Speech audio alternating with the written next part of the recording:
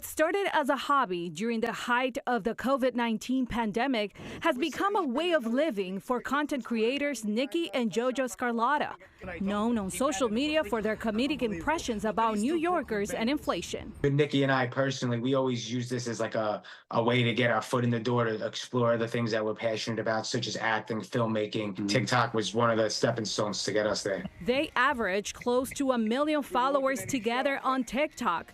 Their popularity landing them a spot in the reality competition series The Circle on Netflix. Who is this boy you're bringing to my house? Opportunity also knocked at the door of Mr. Africa. With 1.2 million followers, most of his page is filled with comedy skits mixed with his African roots.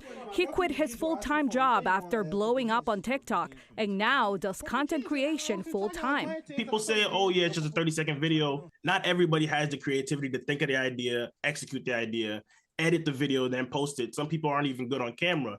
So, it's all, different skills for different things. The livelihood of content creators and businesses across the United States on TikTok is at stake.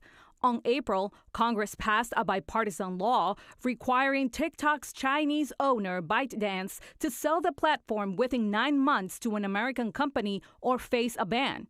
On Monday, TikTok made a last-ditch effort, filing an emergency appeal to the Supreme Court to delay the law, saying in part the ban will impact TikTok's more than 170 million monthly American users, silencing the speech of those who use the platform to communicate. Leslie Garfield-Tenser, a law professor at Pace University, says the likelihood of anything happening at the highest court is slim. If you look at how the Supreme Court has dealt with social media issues, generally speaking, they have basically thrown up their hands, that social media is so big that they don't know what to do. We'll take a look at TikTok. I have a warm spot in my heart for TikTok because I won youth by 34 points.